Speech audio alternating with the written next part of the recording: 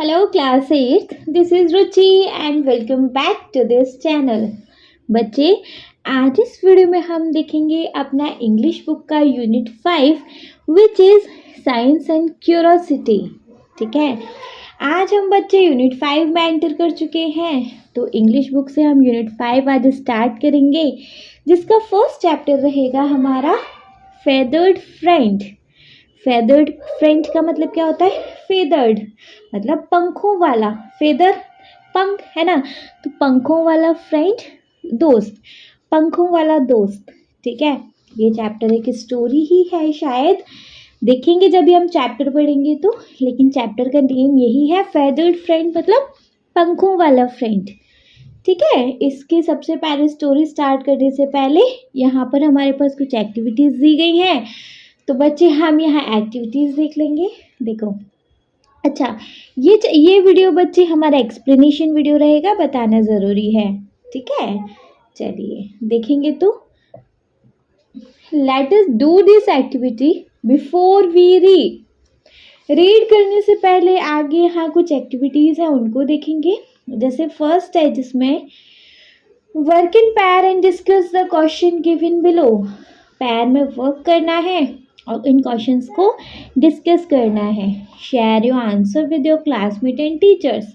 अपने आंसर्स को अपने क्लासमेट और टीचर के साथ बच्चे शेयर करना है। ओके, चलिए फर्स्ट क्वेश्चन है जिसमें who can a feathered friend be. Who can मतलब फेदर्ड फ्रेंड कौन होता है? फेदर्ड फ्रेंड कौन है? फेदर्ड फ्रेंड वो है जिसके फेदर हैं। फेदर किसके हैं? बर्ड्स के हैं, है ना, बर्ड्स के फेदर हैं। कहने को डक के भी फेदर हैं, कॉक के भी फेदर हैं, लेकिन फेदर फ्रेंड वो ये होते हैं बर्ड्स। ठीक है, जिसके फेदर हैं।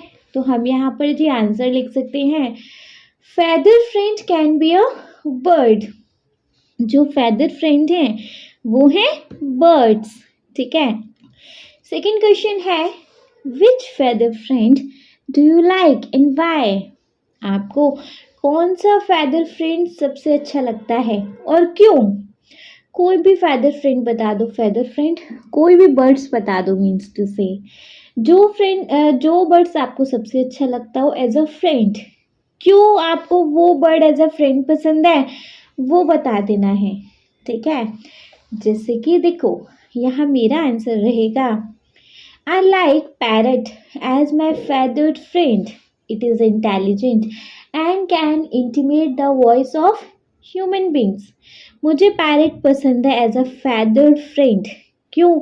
क्योंकि वो बहुत इंटेलिजेंट होते हैं और वो ह्यूमंस की वॉइस को इमिटेट कर सकते हैं, उनको कॉपी कर सकते हैं, इमिटेट कॉपी कर सकते हैं। ठीक है, सो I like parrot as my feathered friend. It is intelligent and can imitate the voice of human beings. Correct? चलिए क्वेश्चन नंबर 3 देखेंगे। सो क्वेश्चन नंबर 3 है, if you have a choice between a feathered and furry friend, who would you choose and why? अगर आपको feathered friend में और furry friend में choice दे दी जाए तो आप किसको चूज करोगे और क्यों? देखो, मतलब फरी फ्रेंड्स जिसको फर्स होते हैं। ठीक है, सो आपका जो भी आंसर रहेगा आप यहाँ वो लिखिएगा। जो मेरा आंसर है वो है, I would like to choose a feathered friend. मुझे तो फेदर्ड फ्रेंड मतलब मैं उसको ज़्यादा प्रायोरिटाइज करूँगी। क्यों? Because of having a light body and less expensive. क्योंकि जो उनका बॉडी होता है बहुत लाइट होता है, एक्सपेंसिव भी नहीं होते हैं, वो बहुत लेस एक्सपेंसिव होते हैं। On the other hand furry friends refer to animal with for.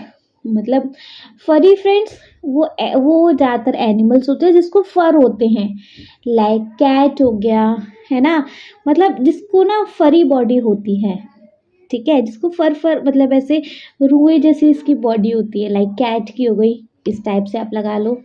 Sometime they can bite us without reason. और कभी कभी तो ये हमको बिना रीज़न के बाइट भी कर सकते हैं, काट भी सकते हैं, है ना। So I would like to choose a feathered friend because of having a light body and less expensive. On the other hand, the furry friend refers to animal with fur like a cat. Sometimes they can bite us without reason. ठीक है, clear है? चलिए अगर clear है तो question number 4 देखेंगे. Do you think a feathered or a furry friend can accompany astronauts to space? If yes, why? And if no, why not? बताओ. देखो, आपको क्या लगता है कि जो feathered या furry friend हैं वो एस्ट्रोनॉट्स को कंपनी दे सकते हैं स्पेस के लिए? मतलब स्पेस में वो एस्ट्रोनॉट्स के साथ जा सकते हैं? अगर हाँ तो क्यों, और अगर नहीं तो क्यों नहीं? क्या लगता है, स्पेस में जा सकते हो एस्ट्रोनॉट्स के साथ, फरी फ्रेंड और feathered friend? I don't think so actually. अभी हमने स्टोरी पढ़ानी है, एक्चुअली स्टोरी में क्या है हमको नहीं मालूम. एंड लेकिन according to me right now no answer रहेगा, because no, I don't think a furry friend can accompany astronaut to space. Furry friends are very disturbing. They will always create problems for astronauts in the aircraft by their notorious activity. जो फरी friends होते हैं वो astronauts के साथ space में जाने के लिए कंपनीड नहीं होते, क्योंकि जो फरी फ्रेंड्स होते हैं बहुत डिस्टर्बिंग होते हैं और वो हमेशा प्रॉब्लम क्रिएट करते रहेंगे एस्ट्रोनॉट्स के साथ बाय देयर नोटेरियस एक्टिविटीज़, कुछ ना कुछ हरकत ऐसी करके, है ना. चलो, so no, I don't think a furry friend can accompany astronauts to space. Furry friends are very disturbing. They will always create problem for astronauts in the aircraft by their notorious activities. ठीक है, clear है? चलिए अगर clear है बच्चे तो second one देखेंगे. इसका सेकंड मतलब इसका एक सेकंड क्वेश्चन और भी है जिसको देख लेंगे हम. सेकंड क्वेश्चन है बच्चे, complete the word given below by interesting vowels. Vowels के साथ बच्चे इन वर्ड्स को कंप्लीट करना है. मतलब ये जो फिलअप दिख रहे हैं ना, इसमें हमें वॉवेल ही फिल करने basically. I think refers to their meaning given alongside. इनके जो मीनिंग है साइड में लेफ्ट हैंड साइड दिए गए हैं. Share your answer with your classmate and teacher. अपने आंसर को अपने क्लासमेट और टीचर के साथ जी शेयर करना है. फाइन, क्लियर, बढ़िया से. चलिए, जैसे फर्स्ट वन है official rule that control how something is done. कोई भी ऑफिशियल रूल उसको हम क्या कहते हैं? ऑफिशियल रूल को जो कि कंट्रोल करता है कि कुछ चीज़ें ऐसे होनी चाहिए, ऐसे नहीं होनी चाहिए, उसको क्या बोलते हैं? रेगुलेशन, है ना. उसको हम नियम बोलते हैं, उसको हम रूल्स बोलते हैं, जो ऑफिशियल्स होते हैं, है ना. सो यहाँ पर है बच्चे, इस स्पेलिंग को कंप्लीट करेंगे तो RE वॉवेल है, G के बाद U वॉवेल है, L के बाद A भी वॉवेल है, A के बाद T के बाद एक स्पेस आएगा ION, रेगुलेशन. ठीक है. सो official rule that control how something is done, यहाँ पर आ जाएगा जी रेगुलेशन, दैट मीन्स नियम. ठीक है, क्लियर, बढ़िया से. चलिए सेकंड देखेंगे. टू नॉट अलाउ समथिंग, किसी चीज़ को अलाउ नहीं करना, रोक लगाना. रोक लगाने को क्या हम बोलते हैं? यहाँ पर वॉवेल ही फिट करने हैं. F-R B-D, क्या स्पेलिंग हो जाएगी जी? फॉरबिड. फॉरबिड मतलब होता है किसी चीज़ पर रोक लगाना, है ना, किसी चीज़ को करने से रोकना. सो फॉरबिड, है ना. टू नॉट अलाउ समथिंग, यहाँ पर आ जाएगा बच्चे फॉरबिड, FORBID, FORBID. ठीक. थर्ड वन है जॉइन और blend to form a single entity. Join या ब्लेंड करना, एक सिंगल एंटिटी बनाना. मतलब कुछ किसी चीज़ को जॉइन या ब्लेंड करके हम एक सिंगल पीस बना सकते हैं, उसको हम क्या बोलते हैं? फ्यूज. FUSE, U आएगा और E आएगा, FUSE, फ्यूज. ठीक है. Next is suddenly. सडनली को एकदम से हम क्या बोलते हैं? प्रॉम्प्टली, है ना। अदरवाइज हम क्या बोलते हैं? नहीं, प्रॉम्प्टली तो हम जल्दी से, एकदम से, अचानक से को बोलते हैं। सडनली को हम बोलते हैं एब्रप्टली, एब्रप्टली, है ना। सो ABRUPTLY, ABRUPTLY, ठीक है। नेक्स्ट है फिफ्थ, एडमिट वंस मिस्टेक, अपनी मिस्टेक को मान लेना, मतलब किसी चीज को मान लेना। यहाँ तो मिस्टेक है, अदरवाइज किसी भी चीज को मान लेना, सो कन्फेस कर लेना, है ना। तो है जी कन्फेस, CONFESS, कन्फेस, ठीक है।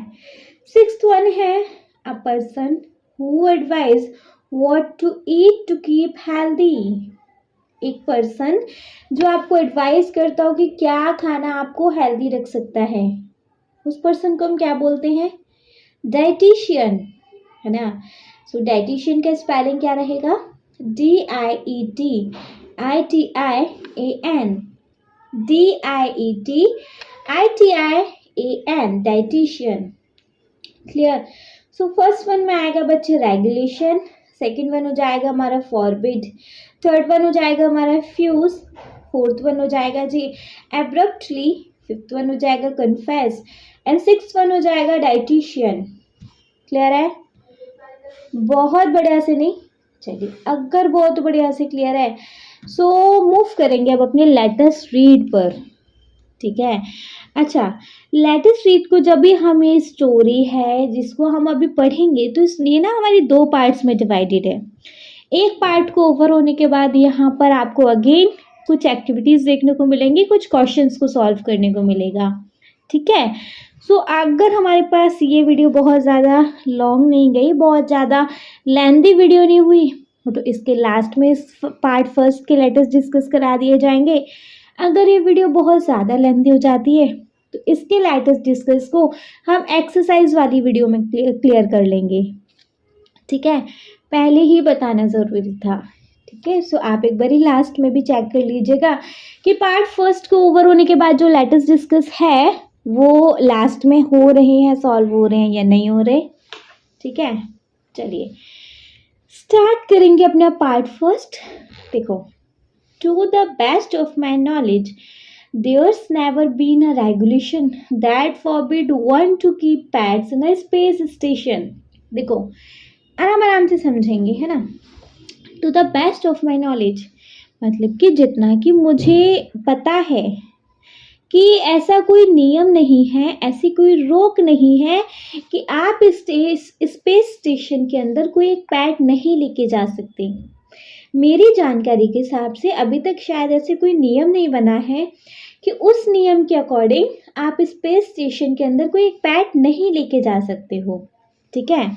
No one ever thought it was necessary, किसी ने सोचा भी नहीं है कि ये नियम बनाना ज़रूरी है ना। किसी ने स्पेस स्टेशन, बच्चे जो एस्ट्रोनॉट्स वगैरह जाते हैं ना स्पेस में, तो जिसमें बैठ कर जाते हैं उसको हम स्पेस स्टेशन बोलते हैं, ठीक है। तो एस्ट्रोनॉट्स वगैरह जो स्पेस के लिए जाते हैं वो स्पेस स्टेशन में बैठ कर जा रहे हैं, ठीक है। No one ever thought it was necessary, किसी ने ऐसा सोचा भी नहीं कि नियम बनाना ज़रूरी है।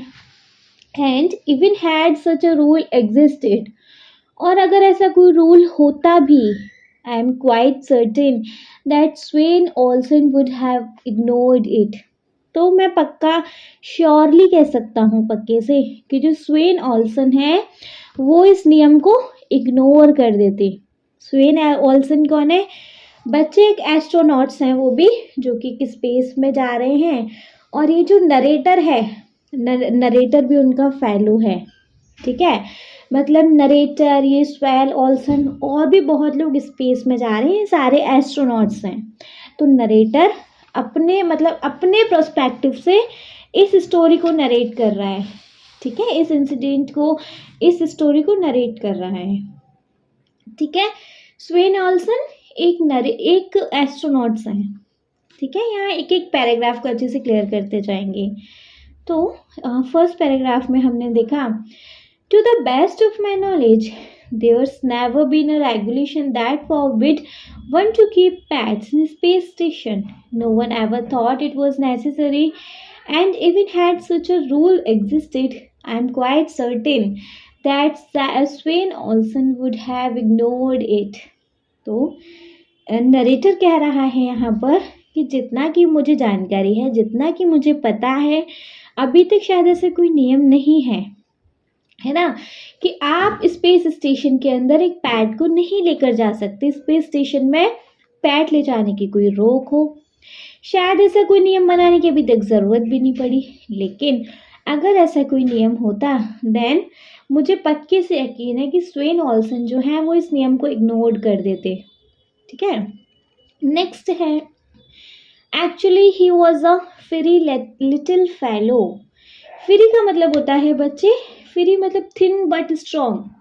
ठीक है, फेलो मतलब जो आपकी क्लासमेट हैं, आपका जो पार्टनर है, जो भी आप पढ़ाई करो उसके जो भी फेलो है, फेलोमेट्स हैं, उनको बोलते हैं। एक्चुअली जो स्वेन ऑल्सन है वो थोड़े पतले हैं लेकिन स्ट्रॉन्ग हैं, ऐसे हमारे मतलब क्लासमेट या फेलोमेट्स हैं। ठीक है, एक्चुअली स्वेन ऑल्सन ही यहाँ पर स्वेन ऑल्सन के लिए यूज हुआ है। स्वेन ऑल्सन इज थिन, वेरी का मतलब होता है थिन बट स्ट्रॉन्ग, पतले ज़रूर थे लेकिन ताकतवर थे। Like most of the early spacer, मतलब जैसे कि शुरुआत में बहुत सारे स्पेसर्स होते हैं पतले लेकिन strong, and managed to qualify easily for the 150 pound bonus that keeps so many of us on reducing diet। और उन्होंने आसानी से 150 पाउंड के बोनस को इजीली क्वालिफाई कर दिया था, है ना, उनकी वजह से, क्योंकि वो इतने पतले थे लेकिन स्ट्रांग थे। तो उनकी वजह से हम सब मतलब बहुत सारे हम जैसे लोगों को अपनी डाइट को रिड्यूस करना पड़ गया था, है ना। जैसे कि उन्होंने स्पेस में एस्ट्रोनॉट बनने के लिए कोई क्वालिफिकेशन होता होगा 150 पाउंड का कुछ भी बोनस, जिसको कि क्वालिफाई करना रहता है। तो बिकॉज ऑफ हिम हम जैसे लोगों को भी अपना वेट को, अपनी डाइट को रिड्यूस करना पड़ गया था। Clear. Had he built otherwise his chance of getting a job in space would have very slim. अगर वो ऐसे नहीं होते, अगर उनका मतलब बॉडी शेप इस तरीके का नहीं होता, लाइक पतले हैं बट स्ट्रॉन्ग हैं, अगर वो ऐसे नहीं होते तो उनका स्पेस में जॉब मिलने का जो चांस था वो बहुत ही कम था। Would have been very slim का मतलब है बहुत ही कम था। ठीक है, इतना बढ़िया से क्लियर। कौन से इस पैराग्राफ को एक बार रीड करेंगे, देखो। Actually he was a very little fellow, like most of the early spacers, and managed to qualify easily for the 150 pound bonus that kept so many of us on reducing diet. Had he been built otherwise, his chance of getting a job in space would have been very slim. Actually, जो स्वेन Olson थे वो बहुत thin थे, बहुत पतले थे, लेकिन बहुत स्ट्रॉन्ग फेलो थे हमारे, है ना, स्ट्रॉन्ग कॉम्पिटिटर थे, लाइक स्ट्रॉन्ग कंपेनियन थे। जैसे कि शुरुआत के स्पेसर्स लोग होते हैं, जब शुरुआत में जो स्पेसर्स होते हैं, एस्ट्रोनॉट्स होते हैं, वो स्टार्टिंग में ऐसे ही होता है, उनका बॉडी शेप ऐसे ही होता है, तो वो ऐसे ही थे और उन्होंने आसानी से 150 पाउंड का बोनस क्वालिफाई कर लिया, जिसकी वजह से हम जैसे लोगों को अपने डाइट को रिड्यूस करना पड़ा, उनके जैसा बॉडी शेप करना पड़ा हम जैसे लोगों को। नरेटर कह रहा है हम जैसे लोगों को, ठीक है, तो नरेटर भी एक स्पेसर ही है। ठीक है, अगर वो उनका बॉडी शेप इस तरीके का नहीं होता तो शायद उनको स्पेस में जॉब करने का जो चांस था उनका बहुत ही स्लिम हो जाता, बहुत ही कम हो जाता, ना के बराबर हो जाता। ठीक है, ये पैराग्राफ ऐसे क्लियर है। चलिए देन नेक्स्ट पैराग्राफ देखेंगे। तो Swain was one of our best construction men and excelled at the tricky and specialized work of collecting assorted girders as they floated around in free fall। देखो space में क्या रहता है बच्चे, zero gravity रहती है, तो ग्रेविटी तो रहती नहीं है, कोई भी चीज़ अगर आपकी गिर जाएगी तो गिरने का मतलब ज़मीन पे तो आएगी नहीं, वही हवा में ऐसे फ्री फॉल करती रहेगी, है ना, तो हवा में उड़ती रहेगी टाइप, तैरती रहेगी टाइप, है ना, तो ऐसे रहता है। स्पेस की बात बता रहे हैं। ये जो स्वेन है, स्वेन ऑल्सन है जो, वो हमारे बेस्ट कंस्ट्रक्शन मैन है। मतलब उनका जो जॉब है वो क्या का है, कंस्ट्रक्शन मैन का है। और and excelled at the tricky and specialised work, और उनका जो वर्क है मतलब उसमें वो बड़े स्पेशलाइज्ड हैं। उसको ट्रिकी तरीके से उनका वर्क क्या है, एजॉर्टर गिडर को कलेक्ट करना। एजॉर्टेड मतलब क्या होता है बच्चे, consisting of various type of mix together, and girders होते हैं long thick piece of steel और concrete that support a large structure.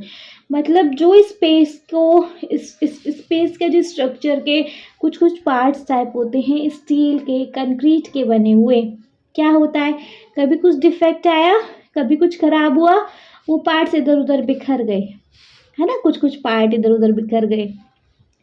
तो वो जो स्वेन ऑल्सन थे हमारे यहाँ के बेस्ट कंस्ट्रक्शन मैन थे। वो सारे पार्ट्स को क्या करते थे, गिल्डर्स के को कलेक्ट करते थे as a floated around in free fall, जो कि हवा में ऐसे तैर रहे होते थे, making them do the slow motion 3 dimensional ballet that would get them into their right position. और वो क्या करते थे, वो उनको स्लो मोशन में ऐसे 3 डायमेंशन बैलेट करते थे, राउंड करते थे और उनको राइट पोजीशन पे फिट कर देते थे, and fusing the pieces together when they were precisely dovetailed into their intended pattern. यहाँ पर वही है देखो, प्रीशियसली का मतलब होता है एग्जैक्टली, एंड डोवेटेल्ड का मतलब होता है फिटेड टुगेदर। वो उन सारे गिडर्स को कलेक्ट करते थे और उनको स्लो मोशन में, क्योंकि वो स्पेस में थे तो सारा कुछ स्लो मोशन में उनको राइट पोजीशन पे पहले लगाते थे, और राइट पोजीशन पे सारे पीसेस को लगाने के बाद उनको फिट कर देते थे वहीं के वहीं। ठीक है, तो स्वेन ऑल्सन का ये काम था कि सारे गिडर्स को कलेक्ट किया जो कि फ्री फॉल हो रहे हैं, फ्लोट कर रहे हैं, ठीक है, स्पेस में। आफ्टर देन उनको स्लोली स्लोली राइट पोजीशन पे रखा और आफ्टर देन सबको एग्जैक्टली फिट कर दिया। ठीक है, it was a skilled and difficult job for a space suit is not the most convenient of garbs in which to work. Garb होता है बच्चे clothing of special kind. Garb मतलब होता है clothing of a special kind. ठीक है, तो जो स्पेस में लेकिन ये काम करना, अरे कहाँ गया, यही भाग गया, वेट वेट वेट बच्चे, it was skilled and difficult job. ये जो जॉब था उनका बड़ा ही स्किल्ड था और मुश्किल था, है ना, क्योंकि स्पेस सूट को पहनकर ये काम करना। स्पेस सूट एक ऐसा अनकंफर्टेबल गार्ब होता है, ऐसा अनकंफर्टेबल आउटफिट होता है कि उसमें से हाथ पैर भी ज़्यादा हिलाना अपने को अनकंफर्टेबल लगता है, अपने को क्या, उनको। ठीक है, उसके साथ ये सारा कंस्ट्रक्शन का काम करना is so much difficult for him, है ना। तो ये काम कोई यूं ही नहीं है कि ना लिया पेज घुमाया स्क्रू किया और सारा कुछ हो गया। बहुत डिफिकल्ट रहता है स्पेस सूट पहन के स्पेशली ये सारा काम करना। ठीक है, however Swain's team had one great advantage over the construction group. You see, putting up skyscraper down on earth. देखो जो, लेकिन जो स्वेन्स की टीम थे उसके पास एक अच्छा, बहुत अच्छा एग्जाम एडवांटेज था कंस्ट्रक्शन का। कैसे कि इन कंपैरिजन टू अर्थ, अर्थ पे क्या होता है, जो स्काई स्क्रैपर होते हैं, तब जो कंस्ट्रक्शन का काम करते हैं अच्छी हाइट पर, वो क्या अच्छी हाइट पर काम कर रहे हैं लेकिन वो पीछे बैक होके नहीं देख सकते, उस जगह से हट के पीछे नहीं देख सकते। और उस जगह से हट के थोड़ा सा, लाइक कोई बिल्डिंग बना रहे हैं तो बिल्डिंग से हट के वहाँ से नहीं देख सकते कि हम क्या काम कर रहे हैं, कैसे काम कर रहे हैं ना, क्यों, टपक जाएंगे नीचे ग्रेविटी की वजह से, है नहीं। लेकिन ये लोग अपनी जगह से हट के मतलब उस चीज़ को इजीली कंस्ट्रक्ट कर सकते थे, क्योंकि गिरने का तो कोई सीन ही नहीं है, वहाँ पर ग्रेविटी नहीं है ना। तो ये स्वेन्स टीम के पास एक बहुत अच्छा एडवांटेज होता था। They could step back and admire their handiwork without being abruptly parted from it by gravity. यही चीज़ मैंने बताई ये पीछे हट के देख सकते हैं और अपने काम को एडमायर कर सकते हैं। हैंडी वर्क होता है क्रिएशन, अपनी क्रिएशन को सराह सकते हैं, है ना, विदाउट एनी एब्रप्टली, एब्रप्टली मतलब सडनली, अचानक से गिरने की, मतलब अचानक से गिरने वाली चीज़ को इनको टेंशन नहीं रहती कि अचानक से गिर जाएंगे ग्रेविटी की वजह से, है ना। तो ये पीछे हटकर भी अपने काम को, अपनी क्रिएशन को एडमायर कर सकते हैं। उनके पास ये एडवांटेज बहुत अच्छा होता है। ठीक है जी, इतना क्लियर है नहीं? वंस पहले इसको एक बार रीड करेंगे। देखो, Swain was one of our best construction men and excelled at the tricky and specialized work of collecting assorted girders as they floated around in free fall, making them to the slow motion three-dimensional ballet that could get them into their right position and fusing the pieces together when they are preciously dovetailed into the intent pattern. It was a skilled and difficult job, for a space suit is not the most convenient of garbs in which to work. However, Swain's team had one great advantage over the construction group you see putting up a skyscraper down on earth. They could step back and admire their handiwork without being abruptly parted from it by gravity. Overall इस paragraph में क्या है ऐसे समझेंगे। देखो, जो स्वेन थे, स्वेन Olson जो थे हमारी टीम के बेस्ट कंस्ट्रक्शन मैन थे। उनका क्या काम था, वो अपने काम में बहुत स्पेशलाइज थे।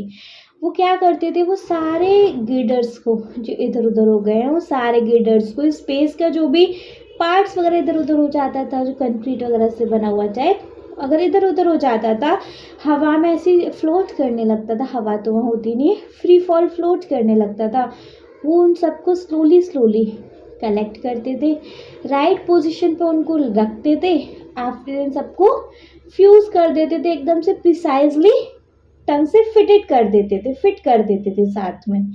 ठीक है, ये काम बहुत ही स्किल्ड, सीखा हुआ और बहुत ही मुश्किल जॉब होता है ना, स्पेशली इन स्पेस सूट, क्योंकि जो स्पेस सूट होता है वो उसमें काम करना बहुत ही अनकंफर्टेबल होता है एक्चुअली, है ना। लेकिन स्वेन्स टीम के पास एक एडवांटेज बहुत अच्छा था कंस्ट्रक्शन का, जो कि इन कंपैरिजन टू अर्थ पे स्काई स्क्रैपर को मतलब नीचे गिरने का रहता है ना, कि अगर वो अपने जगह से हट के काम नहीं कर सकते, थोड़ा पीछे होके काम नहीं कर सकते, हवा में टंग के काम नहीं कर सकते, लाइक, है ना। लेकिन ये लोग क्या, अपने हैंडीवर्क को पीछे हटकर भी अपने हैंडीवर्क को एडमायर कर सकते हैं, क्योंकि वहाँ पे ग्रेविटी का कोई सीन नहीं होता, वहाँ पर 0% ऑफ ग्रेविटी होता है, दैट इज वाई। ठीक है, ये पैराग्राफ नहीं अच्छे से क्लियर बच्चे? चलिए देन मूव करेंगे ना अपने नेक्स्ट पैराग्राफ पे, जो कि है don't ask me why Swains wanted a pet or why he chose the one he did. मुझसे मत पूछो, नरेटर कह रहा है, भाई मुझसे मत पूछो कि जो स्वेन था वो एक पैट क्यों चाहता था, पैट, कोई भी PAT animal, PAT bird type, तो मुझसे मत पूछो कि वो अपने साथ पैट क्यों चाहता था और उसने उसी को क्यों चूज किया। किसको, थोड़ा सा सस्पेंस खत्म करें। एक्चुअली जो स्वेन ऑल्सन था वो अपने साथ स्पेस में एक ना कैनरी बर्ड को साथ ले गया था। एक बर्ड होता है, एक पैट बर्ड होता है, जिसको वो अपने साथ स्पेस में ले गया था। तो यहाँ पर उसी पैट की बात हो रही है कि नरेटर कह रहा है कि मेरे से मत पूछो कि स्वेन एक पैट क्यों चाहता था और वो उसी पैट को क्यों चाहता था वहाँ लेके जाना स्पेस में। आई एम नॉट साइकोलॉजिस्ट, मैं कोई मनोवैज्ञानिक नहीं हूँ, but I must admit that his selection was very sensible.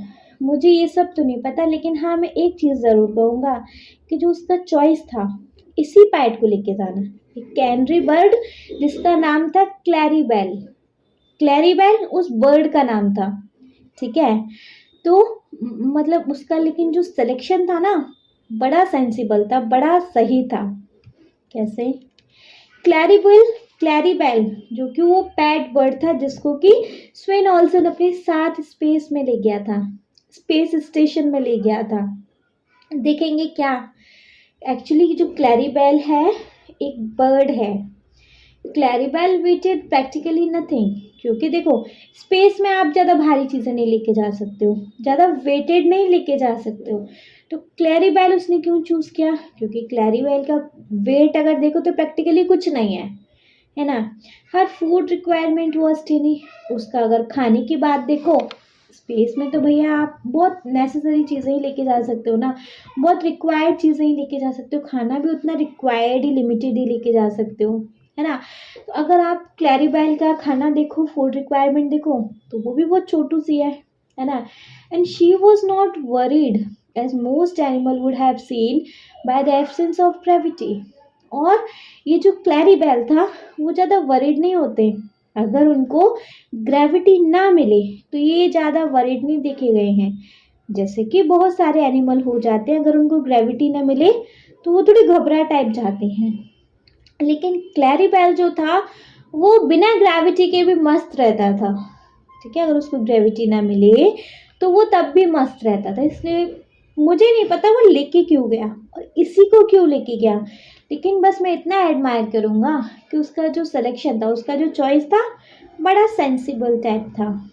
ठीक है, तो यहाँ हमने क्या देखा है कि जो स्वेन ऑल्सन है अपने साथ एक पैट ले गया था जी अपने स्पेस स्टेशन में। ठीक है, उसका नाम था क्लैरिबेल और वो पैट एक कैनरी बर्ड है। ठीक है, तो यहाँ हम देखेंगे इस पैराग्राफ को रिपीट करके, don't ask me why Sven wanted a pet or why he chose one he did. मुझसे मत पूछो कि जो स्वेन था वो पैट क्यों चाहता था और why he chose one he did, और उसने उसी पैट को क्यों चूज किया। आई एम नॉट साइकोलॉजिस्ट, मैं कोई साइकोलॉजिस्ट नहीं हूँ, but I must admit that his selection is very sensible. लेकिन बस मैं इतना ज़रूर कहूँगा कि उसका जो चॉइस था, उसका जो सिलेक्शन था, वो बहुत ही सेंसिबल था। क्यों था देखेंगे, क्योंकि क्लैरिबेल वेटेड प्रैक्टिकली नथिंग। क्लैरिबेल का एक्चुअली प्रैक्टिकली वेट देखा जाए तो वो कुछ भी नहीं है। हर फूड रिक्वायरमेंट वॉज टिनी, उसका जो फूड का रिक्वायरमेंट है वो भी ना के बराबर ही है। And she was not worried, और वो टेंशन में नहीं आता as a most animal would been, जैसे कि ज़्यादातर एनिमल आ जाते हैं by the absence of gravity, जब ग्रेविटी नहीं मिलती उनको तो। ठीक है, इतना क्लियर नहीं बढ़िया से? अगर बढ़िया से क्लियर है तो चलिए मूव करेंगे अपने नेक्स्ट पैराग्राफ पे। I first became aware that Clarivol was abroad when I was sitting in the little cubbyhole laughingly called my office. देखो ये जो नरेटर है कह रहा है कि मुझे कैसे पता चला कि यहाँ पर क्लैरिबेल है, मतलब यहाँ पर हम सारे ह्यूमन बींग्स के अलावा, मतलब जितने भी ह्यूमन बींग गए हैं, जितने भी एस्ट्रोनॉट्स गए हैं, उनके अलावा भी यहाँ एक कोई पैट भी है। सबसे पहले मैं ही था, मुझे कैसे पता चला कि यहाँ पे कोई ऐसा पैट है। एब्रॉड का मतलब होता है बच्चे, एब्रॉड का यहाँ मतलब दिया है ऑन एन एयरक्राफ्ट। तो आई फर्स्ट बिकेम, मुझे सबसे पहले इसके बारे में कब जानकारी हुई कि एब्रॉड में एयरक्राफ्ट के अंदर क्लैरिबेल है। When I was sitting in little कबी हॉल। कबी हॉल क्या होता है? कबी हॉल होता है बच्चे इस स्मॉल इनक्लोज्ड स्पेस और रूम, मतलब एक छोटा सा वही स्पेस स्टेशन के अंदर एक रूम। ठीक है, तो जब मैं वहाँ मुझे कैसे पता चला कि क्लैरिबेल इस स्पेस स्टेशन में है। देखो जब मैं अपने कबी हॉल में बैठा था, जिसको कि मैं अपना हंस हंस के ऑफिस कह रहा था कि ये ऑफिस है मेरा। कबी हॉल एक छोटा सा रूम होता है स्पेस स्टेशन में, उसको मैं अपना ऑफिस कह रहा था। नरेटर, ठीक है।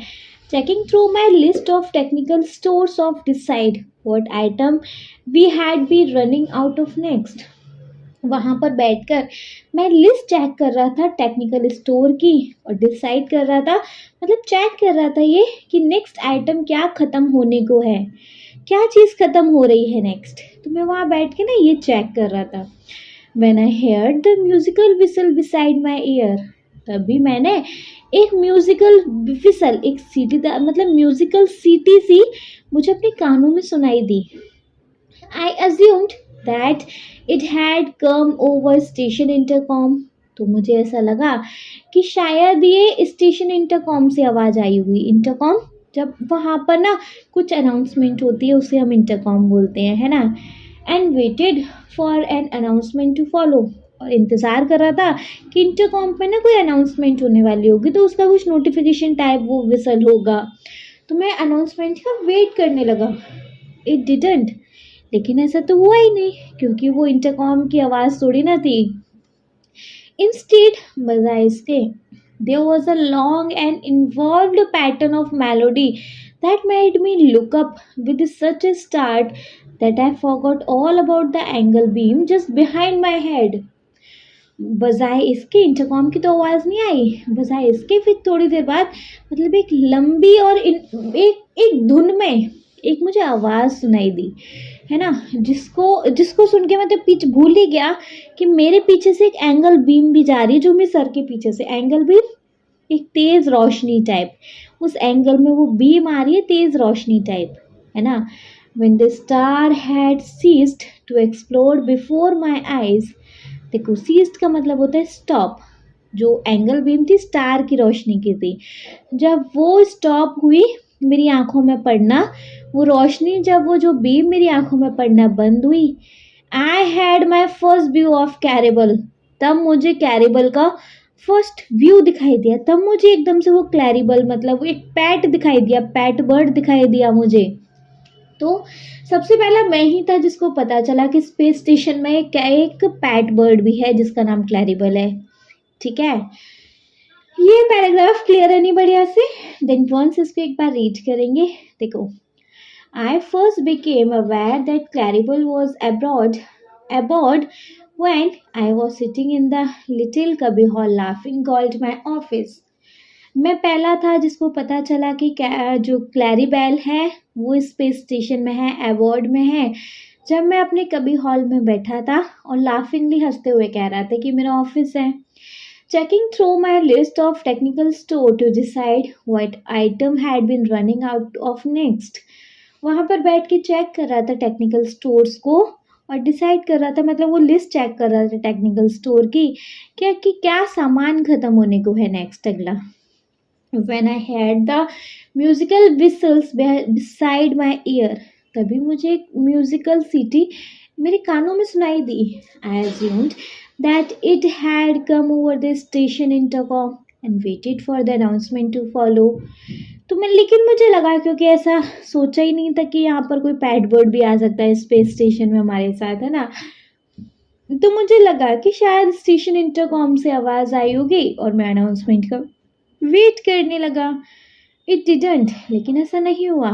Instead there was a long and involved pattern of melody that made me look up with such a start that I forgot all about the angle beam just behind my head. फिर एक तेज मतलब तेज और एक melody के pattern के साथ एक फिर से आवाज़ आई, थोड़ी लंबी आवाज़ आई, है ना। उसको मैं देखने लगा और मैं एकदम से भूल गया कि मेरे सर के पीछे एक बीन जा रही है, स्टार की बहुत तेज़ रोशनी है। When the star had ceased to explode before my eyes, जब वो रोशनी मेरी आंखों में आना बंद हुई, I had my first view of Claribel, तब मैंने क्लैरिबल का फर्स्ट व्यू देखा, तब मुझे क्लैरिबल की पहली झलक दिखाई दी। इतना क्लियर है नहीं बढ़िया से? चलिए देन मूव करेंगे अपने नेक्स्ट पैराग्राफ पर। She was a small yellow canary hanging in the air as motionless as human bird. देखो, कैनरी होता है बच्चे, कैनरी बेसिकली एक बर्ड है। कहाँ गया? हाँ जी, a popular bird which people love to keep as a pet. ये कैसा पॉपुलर बर्ड है, किसको कि कैनरी बोलते हैं, जिसको कि लोग अपने साथ ना रखना पसंद करते हैं as a pet. Found in open areas with small trees and shrubs. ये ज़्यादातर खुली जगह पे पाई जाती है, छोटे छोटे ट्रीज पे और श्रब्स पर। ठीक है, वो कैनरी बर्ड होते हैं। नेक्स्ट क्या है, मैंने देखा तो वो छोटी येलो कलर की कैनरी थी और वो हवा में ऐसा टंगी हुई थी as motionless as a human bird, और ह्यूमन बर्ड की तरह मतलब आराम से ऐसे टंगी हुई थी। ग्रेविटी तो थी नहीं, जो गिरने का डर हो, है ना, हवा में ऐसे टंगी हुई थी। As with much less efforts for the wing were quietly folded along her side, और जो उसके पंख थे आराम से ऐसे बंद थे, मतलब उसको खोलने की भी उसको ज़रूरत नहीं थी, आराम से वो कम एफर्ट्स के साथ आराम से हैंग कर रही थी एयर में। नेक्स्ट है, we stared at each other for a minute, 1 minute तक तो हम दोनों, कैनरी बर्ड और मैं, एक दूसरे को देखते रहे। Then before I had quite recovered my wits, she did a curious kind of backward loop I am sure no earthbound canary can ever managed, and departed with a few leisurely flicks। देखो फिर क्या किया, before I had quite recovered my wits, wits मतलब होता है ability to think quickly, मैं जब तक कुछ सोच पाता, उसने एक ना क्यूरियस, उसने एक ना कुछ किया, क्या किया, उसने पीछे की तरफ एक लूप लिया, एक गोल सा कुछ ऐसा राउंड किया उसने पीछे की तरफ, वो एकदम राउंड घूमी वो, और मुझे श्योर था, I am sure no earth bound canary had ever managed, मुझे श्योर था कि ये कोई मतलब जो अर्थ पे रहते हैं ऐसे कैनरी तो ऐसे नहीं कर सकते। And departed with a few leisurely flix, और अचानक से उसने ना, फ्लिक्स मतलब होता है जी सडन क्विक मूवमेंट, और उसने कुछ अलग मतलब अचानक से वो फड़फड़ाए उसने अपने पंखों को, ठीक है। It was quite obvious that she had already learned how to operate in the absence of gravity, तो ये तो क्लियरली ऑब्वियस था कि उसने अच्छे से सीख लिया है बिना ग्रेविटी के रहना, मतलब वो अच्छे से ये चीज़ जानती है कि ग्रेविटी के बिना कैसे रहा जाता है। And did not believe in doing unnecessary work, और वो अननेसेसरी मतलब ज़्यादा एफर्ट भी नहीं लेती थी अननेसेसरी काम को करने में, ठीक है। सो ये पैराग्राफ क्लियर है बढ़िया से। चलिए अगर क्लियर है देन वंस इसको एक बार रीड करेंगे बच्चे। देखो, she was a yellow small canary hanging in the air as motionless as a human bird।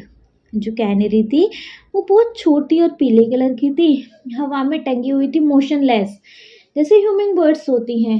As with much less efforts for her wing were quietly folded along her side, कोई ज़्यादा effort भी नहीं ले रही थी, और उसके जो विंग्स थे आराम से फोल्डेड थे, ठीक है, अपनी अपनी साइड पर।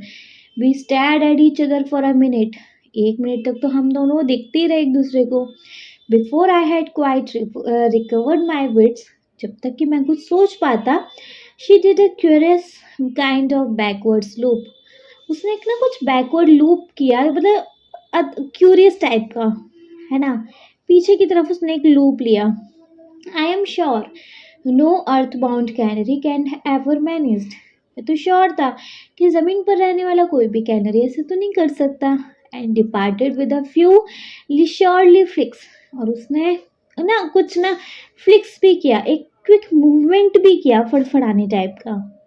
It was quite obvious that she had already learn how to operate in the absence of gravity, ये तो क्लियर था कि उसको बिना ग्रेविटी के रहना, खुद को ऑपरेट करना आता था।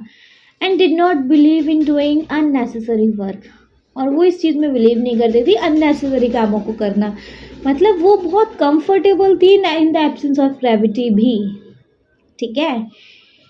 ये पैराग्राफ क्लियर है। चलिए देन मूव करेंगे अपने नेक्स्ट पैराग्राफ पर। नेक्स्ट पैराग्राफ है, Sven didn't confess to her ownership for several days. Sven जो था, जो कि खुद ही उस पैट को लेके आया था, कुछ दिन तक तो उसने इस चीज़ को माना ही नहीं कि इसको मैं लेकर आया हूँ, ठीक है। And by that time it no longer mattered because Claribel was a general pet, और एक टाइम के बाद तो ये मैटर इतना लॉन्गर भी नहीं खिंचा, क्योंकि जो क्लैरिबल था एक जनरल पैट था, तो सबको अच्छा लगने लगा था वो पैट, ठीक है। तो ये मैटर भी नहीं रहा कि इसको कौन लेके आया, क्योंकि जो क्लैरिबल था एक जनरल पैट था। ही हैड स्मगल्ड, स्मगल्ड होता है छुपा के लाना, he had smuggled up on the last ferry, ferry जो वाटर बोट्स होते हैं, फ्रॉम अर्थ, तो फिर वो जो था जो स्वेन ऑल्सन था वो उसको छुपा के लाया था लास्ट फेरी से, अर्थ से। When he came back from leave, जब वो छुट्टियों से आया था। पार्टली ही केम्ड, थोड़ा थोड़ा वो मानने लगा था, मतलब थोड़ा थोड़ा अभी वो इस चीज़ को एडमिट कर रहा था, कन्फेस कर रहा था कि हाँ इसे मैं ही लेके आया हूँ, लेकिन फुली तरीके से उसने अभी भी कन्फेस नहीं किया था। Out of sheer scientific curiosity, उसने बोला कि मैं तो इस साइंटिफिक क्यूरियोसिटी को मतलब मेरे मन में ना कुछ क्यूरियोसिटी थी साइंटिफिक, कि विदाउट ग्रेविटी लोग कैसे रह लेते हैं, बर्ड्स टाइप, तो मैं तो इसको इस करके लेके आया हूँ। He wanted to see just how would words would operate when it had no weight but could still use it wings. मतलब वो ये देखना चाहता था स्वेन ऑल्सन कि जो बर्ड्स हैं कैसे खुद को ऑपरेट करते हैं जब उनके अंदर कोई वेट नहीं होता, फिर भी अपने विंग्स को यूज करके, है ना, इन the absence of gravity actually. ठीक है, इतना क्लियर है। वंस इसको एक बार रीड करेंगे। देन देखो, Swain Olsen didn't confess to her ownership for several days, and by that time it no longer mattered because Claribel was a journal pet. स्वेन ने सबसे पहले तो कुछ दिन तक कन्फेस ही नहीं किया कि उसको वो लेके आया है क्लैरिबेल को, लेकिन कुछ टाइम बीतने के बाद ये मैटर भी नहीं रहा कि कौन लेके आया इसको, क्योंकि क्लैरिबेल था वो जर्नल पैट हो गया था, सबको अच्छा लगने लगा था, जर्नल हो गया था वो। He had smuggled her up on the last ferry from the earth, वो उसको छुपा कर लेके आया था अर्थ से। When he came back from leave, जब वो छुट्टियों से आया। पार्टली ही केम्ड, आधा आधा वो इस चीज़ को क्लेम करने लगा था, मानने लगा था। Out of sheer scientific theory curiosity he wanted to see just how a bird would operate when it had no weight but could still use its wings. मतलब वो ये जानना चाहता था, वो ये देखना चाहता था कि बर्ड्स जो है खुद को ऑपरेट कैसे करेंगे जबकि उनमें कोई वेट नहीं होता, फिर भी अपने विंग्स को यूज करके। इतना क्लियर। इतने के बाद है जी, क्लैरिबेल थ्रिफ्ट एंड ग्रू फैट। जो क्लैरिबेल थी थ्रिफ्ट हो रही थी, तो और वो थोड़ी थोड़ी मोटी होती जा रही थी, क्लैरिबेल थोड़ी मोटी होती जा रही थी। On the whole we had little trouble concealing our guest when VIPs from earth came visiting. मतलब हम सबको उस टाइम पे ट्रबल होता था उसको कंसीलिंग, मतलब छुपाना, हाइड करना, है ना। जब हमारे गेस्ट, जो हमारे गेस्ट होते थे, जो VIPs ज़मीन से, अर्थ से आते थे या हमारे स्पेस स्टेशन तक, तब हमें उसको कंसील करना बड़ा मुश्किल हो जाता था, उसको छुपाना बड़ा मुश्किल हो जाता था। भाई ठीक है, अब हम सबको, जितने भी हम स्पेस स्टेशन में, हम सबको तो पता चल गया, लेकिन उसको छुपा के तो रखना पड़ेगा नहीं। अब space station has more hiding place that you can count. और स्पेस स्टेशन के अंदर बहुत सारी ऐसी छुपने की जगह होती है जितना तुम सोच भी नहीं सकते हो। The only problem was that Claribel got rather noisy when she was upset. बस लेकिन एक ही प्रॉब्लम थी, छुपा तो उसको आराम से कहीं भी लेते, लेकिन प्रॉब्लम एक क्या थी कि वो ना जब अपसेट होती थी, जब वो मतलब अपसेट दुखी टाइप होती थी, तब ना वो आवाज़ करती थी। ठीक है, and we sometimes had to think fast to explain the curious peeps, bahane, and whistle that came from ventilating shaft and storage bulkhead. देखो, वेंटिलेटिंग शाफ्ट्स क्या होते हैं बच्चे, पहले देख लें। Passageways that allows fresh air in the closed space. मतलब ventilating shaft तो ऐसी पासवेज होते हैं, ऐसे दरवाजे, खिड़कियाँ होती हैं जिनसे कि बंद स्पेस के अंदर भी हवा, फ्रेश एयर आ सके। और बल्कहेड होते हैं डिवाइडिंग वॉल और barrier between the separate compartment in the aircraft. Bulkhead storage type होते हैं, ठीक है। तो कभी कभी लेकिन VIPs को ना ये एक्सप्लेन करना ना, मतलब बहुत जल्दी से हमें सोचना पड़ता था, एकदम से आवाज़ आती थी, है ना, कि क्या बोलें कि आवाज़ वहाँ से कैसे आ रही है। There was a couple of narrow escapes. मतलब पहले इतना पैराग्राफ को रीड करेंगे। देखो, Claribel thrived and grew fat. On the whole, we had little trouble concealing our guest when VIPs from Earth came visiting. क्लैरिबल थोड़ा सा फैट ग्रू कर रही थी, मोटी हो रही थी, और ऑन द होल हम सबको बड़ा मुश्किल हो जाता था उसको छुपाना जब अर्थ से वीआईपीज आते थे, हमारे गेस्ट आते थे। Space station has more hiding place than you can count. The only problem was that Claribel got rather noisy when she was upset. मतलब जो स्पेस स्टेशन होता है उसके अंदर बहुत सारे हाइडिंग प्लेस होते हैं, ठीक है, जितने कि हम सोच भी नहीं सकते। बस क्लैरिबल के साथ एक प्रॉब्लम थी कि वो आवाज़ करती थी जब वो अपसेट हुआ करती थी। And we sometime had to think fast, और कभी कभी तो मैं बहुत जल्दी सोचना पड़ता था क्या एक्सप्लेन करें इस क्यूरियस पीप्स और विसल के बारे में, कि आवाज़ कहाँ से आ रही, दैट केम फ्रॉम, जो कि आवाज़ आती थी वेंटिलेटिंग शाफ्ट से और स्टोरेज बल्कहेड से जो आवाज़ आती थी। तो कभी कभी तो हमें ना बहुत जल्दी से सोचना पड़ता था कि क्या एक्सप्लेनेशन दें। ठीक है, इतना बढ़िया से क्लियर है नहीं? चलिए नेक्स्ट देखेंगे। There was a couple of narrow escape, but then who would dream of looking for canary in the space station? There was a couple of, मतलब बहुत बार तो ऐसा हुआ narrow escape, बाल बाल बचे हम लोग, but then लेकिन फिर who would dream, कौन सोचेगा of looking for canary bird in the space station? कौन सोचेगा, किसके दिमाग में ये चीज़ आएगी कि स्पेस स्टेशन में एक कैनरी भी हो सकता है ना? तो किसी ने फिर इतना ध्यान भी नहीं दिया, लेकिन बहुत बार ऐसा होता था कि हम लोग ना बाल बाल बचते थे। ठीक है, इतना क्लियर है बच्चे बढ़िया से? इसके बाद देखो लेटर्स डिस्कस है। अगर वीडियो बहुत ज़्यादा लेंथी नहीं रही तो इस वीडियो के लास्ट में हम इन लेटर्स डिस्कस को क्लियर कर देंगे। अदरवाइज जो हमारा एक्सरसाइज वीडियो आएगा उसमें सबसे पहले हम इन्हीं लेटर्स डिस्कस को क्लियर करेंगे। Fine, let's see. वीडियो का लेंथ पर डिपेंड करेगा कि हम इस लेटर्स डिस्कस को इसी वीडियो के लास्ट में करते हैं या एक्सरसाइज वीडियो के स्टार्टिंग में करते हैं।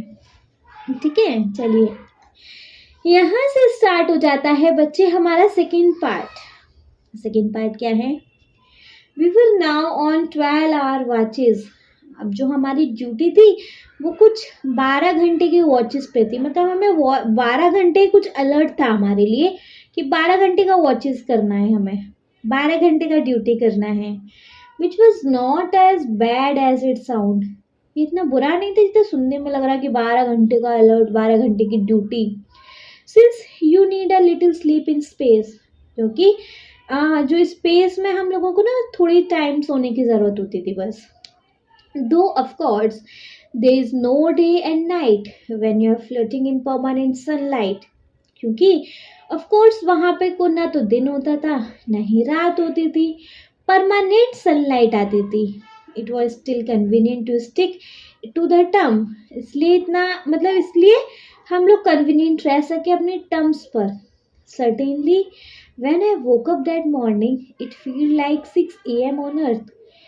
सर्टेनली, निश्चित ही, जब मैं एक सुबह उठा तो मुझे कैसा फील हुआ कि शायद 6 बज रहे हैं धरती पर उस time. I had a nagging headache. Nagging होता है बच्चे परसेंटली पेनफुल, लगातार दर्द, मतलब मेरे सर में ना लगातार दर्द हो रहा था। A vague memory of fitful disturb dreams, मतलब कुछ धुंधली मेमोरीज दिखाई दे रही थी, मतलब सपने सब कुछ टूटा फूटा सपना टाइप देख रहा था, है ना? और मेरे सर में ना लगातार दर्द हो रहा था जब मैं उठा। It took me age to undo my bunk straps. It took me age to undo my bunk strap. जैसे मैंने मतलब पट्टी, मतलब जो बंक स्ट्रैप होता है बच्चे, स्लीपिंग, जो हमारा नींद के लिए जो पट्टी बांध लेते हैं ना सोने के लिए, स्लीपिंग स्ट्रैप जो होता है उसको हम बोलते हैं बंक स्ट्रैप। तो I took me age to undo my bunk strap, जैसे मैंने अपना बंक स्ट्रैप को हटाया। And I was still only half awake when I joined the remainder of duty crew in the mess। और उस time पे, मतलब जब मैंने उन लोगों को ज्वाइन किया मेस में, मेस एक खाने की जगह होती है, कैंटीन टाइप, है ना? जब मैंने अपने क्रू को ज्वाइन किया, अपने ग्रुप को ज्वाइन किया मेस में, तब मैं थोड़ा ऐसा हो रहा था, आधा आधा सही जगह हो रहा था। नरेटर कह रहा है ये सब ना, सर में बहुत तेज दर्द था, थोड़े धुंधले साइड टाइप सपने दिख रहे थे, ऐसा कुछ हो रहा था, है ना? और मैंने जब अपने क्रू को ज्वाइन किया मैथ्स में, तब ये सोचो मैं आधा जगह आधा सोया था। जब कभी कभी ऐसा होता है ना कि हम जगे हैं लेकिन नींद में हैं, नींद में था टाइप ऐसे। Breakfast was unusually quite. Breakfast शांति से हो रहा था। And there was one seat vacant, और वहां पर एक सीट खाली पड़ी हुई थी। ये पैराग्राफ क्लियर है नहीं? चलिए, अगर ये पैराग्राफ क्लियर है तो वंस इसको एक बार रीड करेंगे। We were now on 12 hour watches. हम जो थे 12 घंटे की ड्यूटी पर थे। Which was not as bad as is sound. ये सुनने में इतना बुरा लग रहा है, एक्चुअली उतना बुरा काम नहीं हो रहा था। Since you need a little स्लीप्स in space, क्योंकि स्पेस में सिर्फ कुछ ही घंटों की नींद की, थोड़ी सी नींद की ज़रूरत होती है। Though of course there is no day and night when you are floating in permanent sunlight, क्योंकि स्पेस में तो इतना ना कोई दिन होता है ना कोई रात होती है, हर वक्त परमानेंट सनलाइट आती रहती है। It was still convenient to stick to the term, मतलब इसलिए इजीली ये जॉब कर पा रहे थे। Certainly when woke up that morning it feels like 6 AM on earth. Certainly जब मैं उठा मॉर्निंग में तो मुझे ऐसा लगा कि धरती पर 6 बज रहे हैं उस time. I had a nagging headache, मुझे लगातार सर में दर्द हो रहा था। And vague memories of fitful disturbed dreams, और कुछ टूटे फूटे टाइप सपने दिख रहा था उस टाइम में। It took me age to undo my bank strap, जैसे मैंने अपना बंक स्ट्रैप हटाया। And I was still only half awake, तब मैं मतलब थोड़ा सा आधा सोया आधा जगह टाइप का ही था, जब मुझे अपनी क्रू को ज्वाइन करना था मेस में ब्रेकफास्ट के लिए। Breakfast was unusually quite, breakfast unusually शांत हो रहा था। And there was one seat vacant, और एक सीट वहाँ पर खाली थी। Where is a Swain, I asked, not much as caring, मतलब मैंने जस्ट पूछ लिया स्वेन किधर है, मतलब बहुत ज़्यादा केयर में नहीं, चिंता में नहीं था, मैं तो वैसे ही आधा नींद में था, है ना। यूँ ही पूछ लिया स्वेन कहाँ है। He is looking for Claribel, somebody answer, किसने आंसर किया कि वो क्लैरीबेल को ढूंढ रहा है। Says he can't find her anywhere, उसने कहा उसको वो कहीं नहीं दिख रही। She usually wake him up, वह मेनली क्लैरीबेल ही उसको जगाती थी। स्वेन स्टिल को क्लैरीबेल ही जगाती थी, है ना। और आज वो खुद जग के उसे ढूंढ रहा है, कहीं मिल ही नहीं रही है। बिफोर आई कुड रेटॉर्ट, रेटॉर्ट मतलब होता है आंसर, जिससे पहले कि मैं आंसर कर पाता, that she usually woke me up to, कि वो तो मुझे भी रोज वही जगाती है। स्वेन केम in through the doorway and we could see at once something was wrong. जैसे जब तक कि मैं आंसर कर पाता कि क्लैरीबेल तो मुझे भी जगाती है, तब तक कि डोर से स्वेन आ गया सामने से, और उस मतलब और वो ऐसा दिख रहा था जैसे कि कुछ तो गड़बड़ है। ही स्लोली ओपनड हिज हैंड, उसने धीरे से अपने हाथ खोले।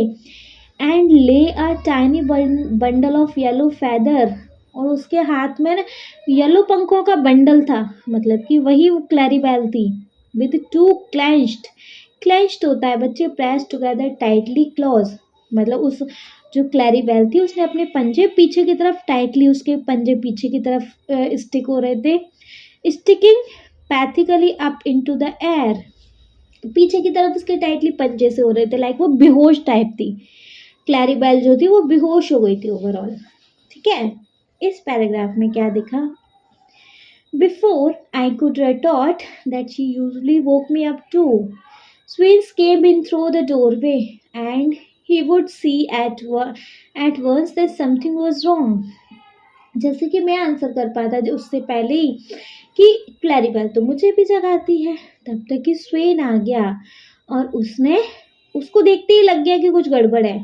उसने धीरे से अपने हाथ खोले और हाथ में क्या था, मतलब छोटा सा येलो पंखों का गुच्छा, मतलब जो कि वही थी। विद टू क्लेंच्ड, मतलब उसके हाथ में, मतलब उसके जो पंजे थे उस क्लैरीबेल के वो पीछे की तरफ हो रहे थे, है ना। What happened, we asked all equally distract, हम सब ने एकदम से पूछा क्या हुआ, मतलब थोड़ा दुखी होकर, डिस्ट्रेस्ड होकर।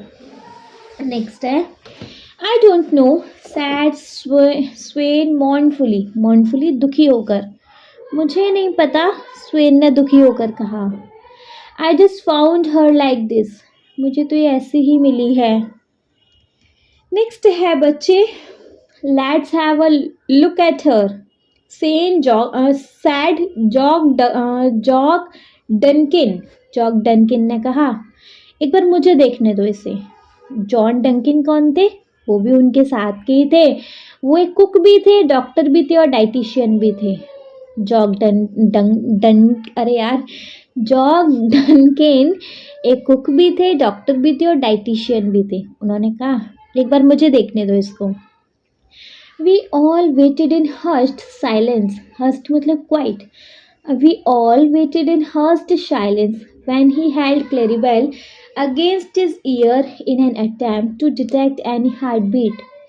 हम सब बहुत शांति से इंतज़ार कर रहे थे जब उन्होंने when he held Claribel against his ear in an attempt to detect any heartbeat, जबकि जैसे ही उन्होंने उसको क्लैरिबेल को अपने कान के पास रखा उसकी हार्ट बीट को डिटेक्ट करने के लिए हम सब बस एकदम शांत थे। नेक्स्ट है, presently he shook his head. Presently तभी ही शुक्ड हिज हेड, उन्होंने अपना सर हिलाया। आई कांट हियर एनीथिंग, मुझे कुछ सुनाई नहीं दे रहा। हार्ट बीट डिटेक्ट करने को उन्होंने अपने कान पे उस क्लैरिबेल को रखा था ना, तो वो सर हिला के बोल रहे मुझे तो कुछ सुनाई नहीं दे रहा। But that doesn't prove she is dead, लेकिन रुको, इसका ये मतलब नहीं कि ये मर गई। मुझे नहीं सुनाई दे रहा लेकिन इसका ये मतलब नहीं कि वो मर गई। Actually I have never listen to a canaries hurt. Actually मैंने कभी भी कैनरीज का हर्ट नहीं सुना है, तो मुझे नहीं पता कि मतलब मुझे सुनाई नहीं दे रहा है। इसका मतलब ये नहीं कि ये मर गई। ही एडेड रैदर एपोलोजेटिकली, उन्होंने ये बात भी एकदम से एपोलोजेटिकली बोली है ना, क्योंकि मतलब वो उन्होंने एक्सप्लेनेशन देते हुए बोला मुझे तो नहीं सुनाई दे रहा, लेकिन ये मतलब नहीं इसका मर गई, क्योंकि मैंने कभी कैनरीज का हर्ट नहीं सुना है। ठीक है, इतना क्लियर है नहीं बढ़िया से? चलिए वंस इसको एक बार रीड करेंगे। Presently she shook his head, उन्होंने अपना सर हिलाया। आई कांट हियर एनीथिंग, मुझे तो कुछ सुनाई नहीं दे रहा। But that doesn't prove she is dead, लेकिन इसका ये मतलब नहीं है कि मर गई। I have never listen to the canaries hurt, मैंने कभी कैनरी के दिल को नहीं सुना। ही एडेड रैदर एपोलोजेटिकली, उन्होंने एपोलोजेटिक ऐड करते हुए कहा। नेक्स्ट है, give her a shot of oxygen, suggest somebody, pointing to the green band emergency cylinder in its recess beside the door. किसी ने सजेस्ट किया, उनमें से ही किसी ने, कि इसको ना ऑक्सीजन दो, मतलब फट से इसको ऑक्सीजन दो, इस क्लैरिबेल को, जो कि ऑक्सीजन सिलेंडर रखा हुआ था डोर के पीछे, उसकी तरफ इशारा करते हुए कहा इसको वो ऑक्सीजन सिलेंडर दो। किसी ने सजेस्ट किया। Everyone agreed that this was a excellent idea, सब लोगों ने एग्री किया कि ये तो अच्छा आइडिया है। And Claribel was tugged snugly into a face mask that was large enough to serve as complete oxygen tent for us. Snugly होता है कॉजिली, और जो क्लैरिबेल था मतलब उसके पास जो फेस मास्क लाया गया वो तो इतना बड़ा था उस क्लैरिबेल के लिए कि वो तो उसके लिए पूरा ऑक्सीजन टेंट का काम कर देता है। इतना बड़ा था कि वो तो पूरा उसके लिए ऑक्सीजन टेंट ही बन जाता है ना। तो इसमें हमने पैराग्राफ में देखा जी कि give her a shot of oxygen, suggest somebody, pointing to the green banded emergency cylinder in its recess beside the door. किसी ने सजेशन दिया कि वो जो पीछे गेट के पीछे जो ये इमरजेंसी सिलेंडर रखा है इसको फटाफट से ऑक्सीजन दो। सब everyone agreed that it was an excellent idea, सब लोगों ने एग्री कर लिया तो बड़ा एक्सीलेंट आइडिया है। And Claribel was tugged snugly into a face mask that a large enough to serve as a complete oxygen tent for her. लेकिन जो क्लैरिबल के पास जब वो फेस मास्क लाया गया तो वो तो इतना बड़ा था कि वो उसके लिए पूरा ही ऑक्सीजन टेंट का काम कर रहा था। ऑक्सीजन मास्क ह्यूमन बींग्स का होता है, किसी को क्या पता कि यहाँ पेट आ जाएगा तो उसके लिए छोटा सा ला के रखें। ठीक है, इतना क्लियर है नहीं? चलिए तो फिर नेक्स्ट देखेंगे बच्चे। To our delight surprise, delighted मतलब थोड़ा खुशी के लिए, हमारा थोड़ा खुशी का सरप्राइज था। शी रिवाइव्ड एट वंस, उसको एक बार होश आया, रिवाइव्ड हुआ। Beaming broadly beaming broadly Sven remove the mask, Sven ने उस मार्क्स को रिमूव कर दिया। And she hooked on to his finger, और वो कूद के उसकी उंगली पे बैठ गई। She gave her series of come to the cook house boys thrills, मतलब वो एकदम से कूद के बैठ गई और उसने सीरीज देने थोड़ा मेलोडी टाइप गाने लगी। देन प्रॉम्प्टली, और वे अचानक से किल्ड ओवर अगेन, किल्ड होना मतलब फेंटेड हो जाना, बेहोश हो जाना, और फिर वो वापस से बेहोश हो गई। ठीक है, इस पैराग्राफ में देखा, to our delighted surprise she revived at once, beaming broadly, Swain removed the mask and she hopped on to his finger. She gave her series of come on, come to the cookhouse boys drill and promptly killed over again. खुशी का surprise हुआ कि वो एक बार उसको होश आया, वो एकदम से उठकर, उसने जैसे स्वेन ने उसका मास्क हटाया, वो उठकर स्वेन की फिंगर पे बैठ गई। फिर अचानक से वो फिर दोबारा बेहोश हो गई। ठीक है, इतना क्लियर है? ठीक है, तो नेक्स्ट देखेंगे। I don't get it, lamented Simon Sven, मुझे नहीं समझ आ रहा, दुखी होकर स्वेन ने कहा। व्हाट्स रॉन्ग विद हर, इसको क्या हुआ है?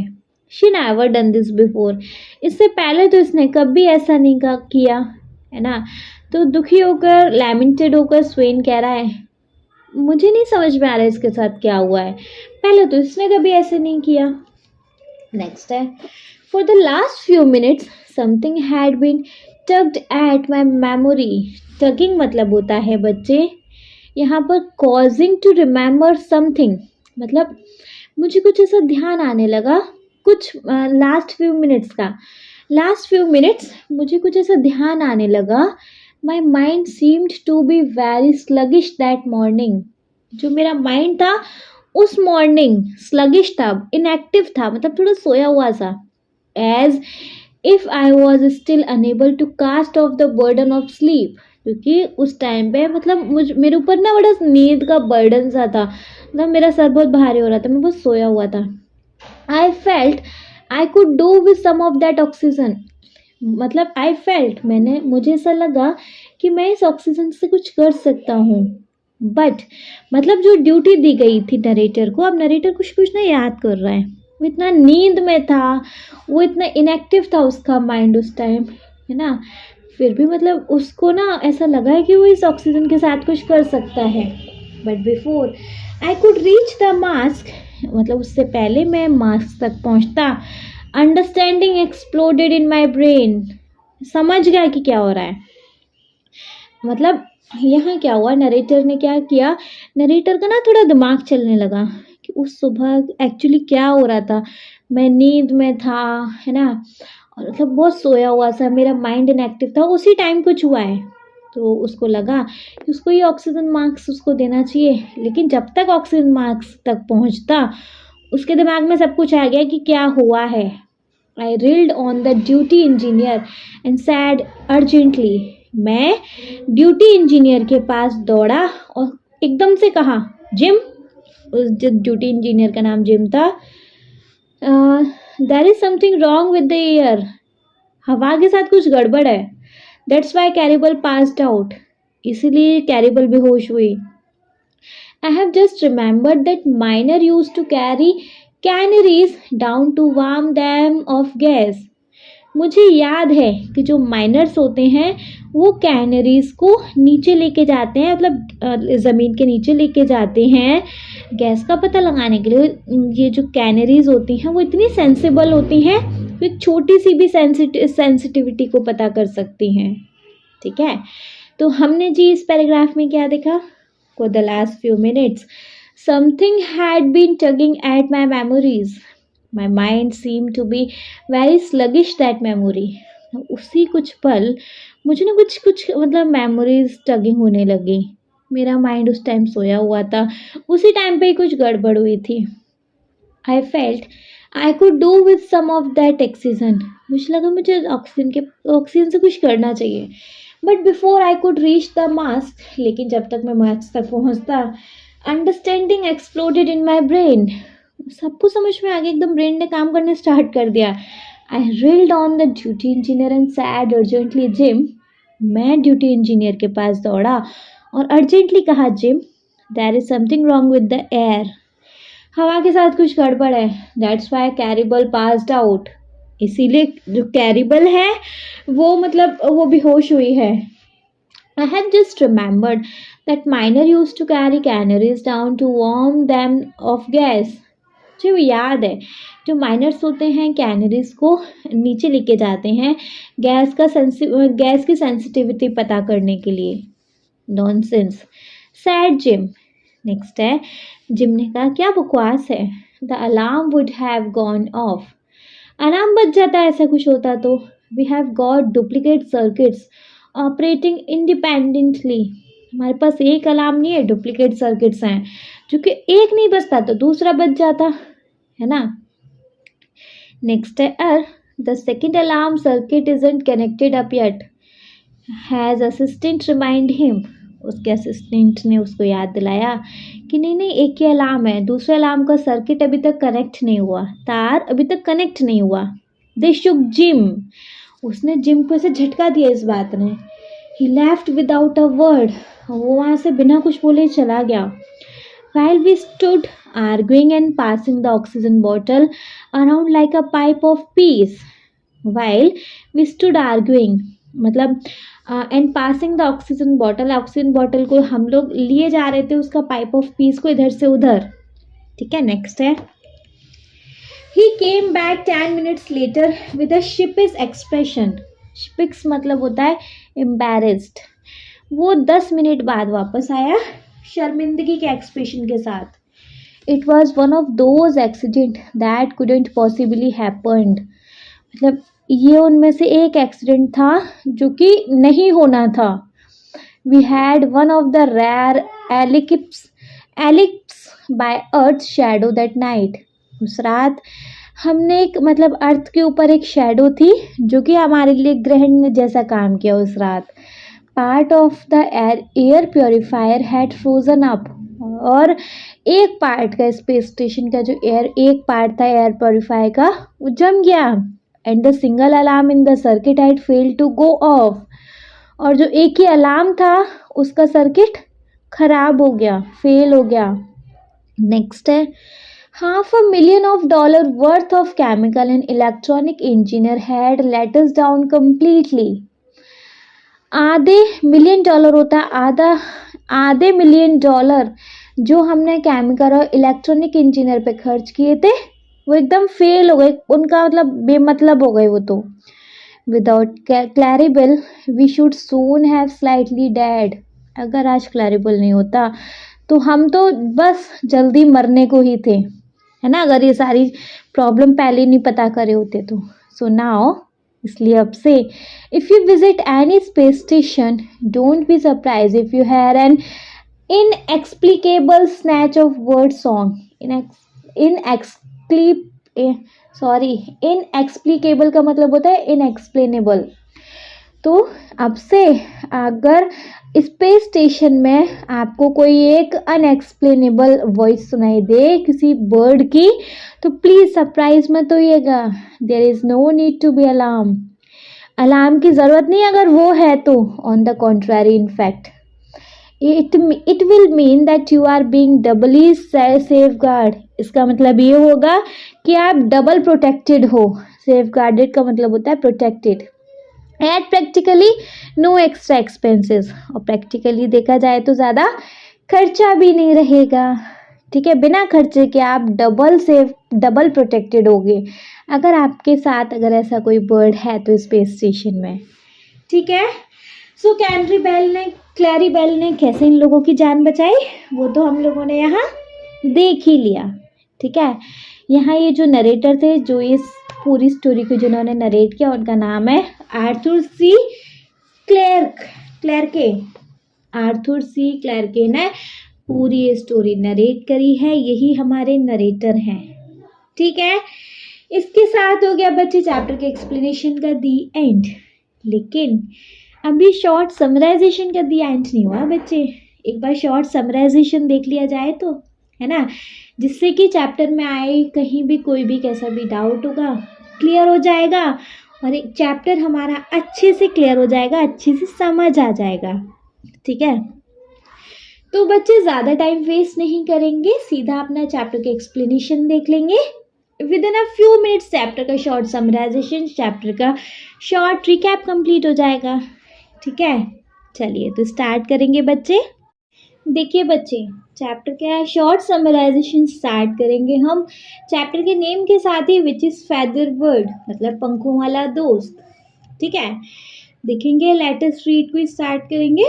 फर्स्ट पार्ट है हमारा सबसे पहले, to the best part of my knowledge there's never been a regulation that forbid one to keep pets in a space station.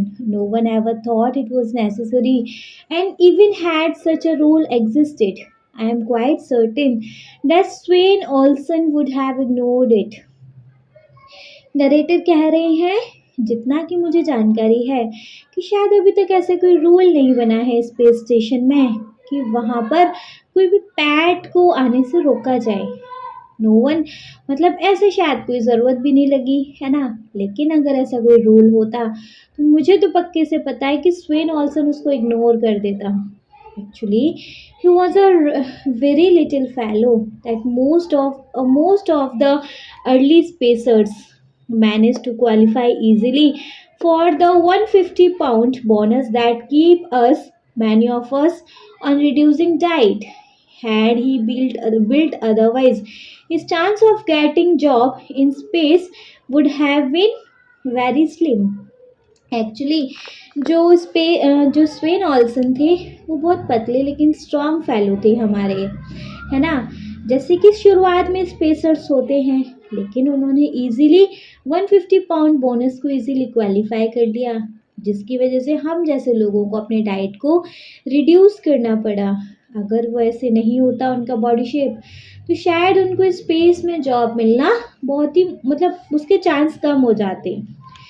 Swain was one of the best construction men and excelled at the tricky and specialized work of collecting assorted girders as they floated around in free falls, making them to this sky, slow motion three-dimensional bullet that would get them into the right position and fusing the piece together when they were precisely dovetailed into the intent pattern. It was a skilled and difficult job, for a spacesuit is not the most convenient of wrap in which to work. However, Swain's team had one greatest advantage over the construction group you see putting up skyscraper down on Earth. They could step back and admire their handiwork without being abruptly parted from it by gravity. देखिए, जो स्वेन Olson थे वो हमारे best construction man थे, क्योंकि उनका work बहुत specialise था, है ना। उनका वर्क क्या था कि वो गिडर्स को कलेक्ट करते थे, जो कि हमारे स्पेस के कभी कभी पार्ट्स थे, हो जाता है है ना, कुछ ना कुछ हो जाता था, जो हवा में तैरते थे, जो कि हमारे स्पेस के गिडर्स थे, वो उनको कलेक्ट करते थे, उनको राइट पोजीशन पे सेट करके सबको फिट कर देते थे, एग्जैक्टली जैसे थे वैसे ही कर देते थे। ठीक है, इट वॉज ए स्किल्ड, मतलब ये जो काम था बहुत ही स्किल्ड और बहुत ही डिफ़िकल्ट भी था, क्योंकि स्पेस सूट पहनकर ऐसा काम करना बहुत ही अनकंफर्टेबल था। लेकिन स्वेंस की टीम के पास एक एडवांटेज ये भी था कि जो कि ज़मीन पर क्या रहता है, स्काई स्क्रैपर को, मतलब स्काई स्क्रैपर को नहीं मिलता। वो क्या था कि वो थोड़ा पीछे हट के भी अपने काम को देख सकते थे और अपने काम को कर सकते थे, क्योंकि वहाँ पर ज़ीरो ग्रेविटी होती थी। ठीक है, नेक्स्ट है, don't ask me why Swains wanted a pet or why he chose one he did. I am not psychologist, मतलब मुझसे मत पूछो कि स्वेन को पैट क्यों चाहिए था, उसने वही पैट क्यों चूज़ किया, क्योंकि मैं कोई साइकोलॉजिस्ट तो हूँ नहीं। But I must admit that his selection was very sensible. Claribel waited practically nothing. Her food requirement was tiny, and she was not worried as most animal would have been by the absence of gravity. लेकिन मैं इतना ज़रूर कहूँगा कि जो उसका selection था, उसका जो चॉइस था इसी पैट को चुनना, बड़ा ही सेंसिबल था। क्योंकि बेसिकली क्लैरिबेल जो था, प्रैक्टिकली उसका वेट कुछ था नहीं, उसकी रिक्वायरमेंट कुछ खाने की ज़्यादा थी नहीं, बहुत कमी थी, और वो इसे वरिड भी नहीं होती थी जैसे कि और एनिमल हो जाते हैं अगर ग्रेविटी नहीं मिले तो उनको। ठीक है। I first became aware that Claribel was aboard when I was sitting in the little cubby hall laughing called my office, checking through my list of technical stores to decide what item we had been running out of next. When I heard the musical whistles beside my ear, I assumed that it had come over the station intercom and waited for the announcement to follow. It didn't.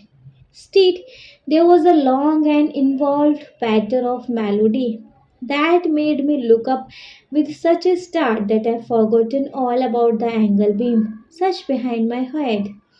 When the star had ceased to explode before my eyes, I had my first view of Claribel. तो देखो, मैं narrator कह रहा है कि मैं वो पहला इंसान था जिसने क्लैरिबल को स्पेस स्टेशन में देखा जब मैं अपने क्लबी हॉल में बैठा हुआ था और हंस के कह रहा था कि मेरा ऑफिस है। वहाँ पर बैठ के चेक कर रहा था टेक्निकल स्टोर की लिस्ट और डिसाइड कर रहा था क्या नेक्स्ट ख़त्म होने को है ना।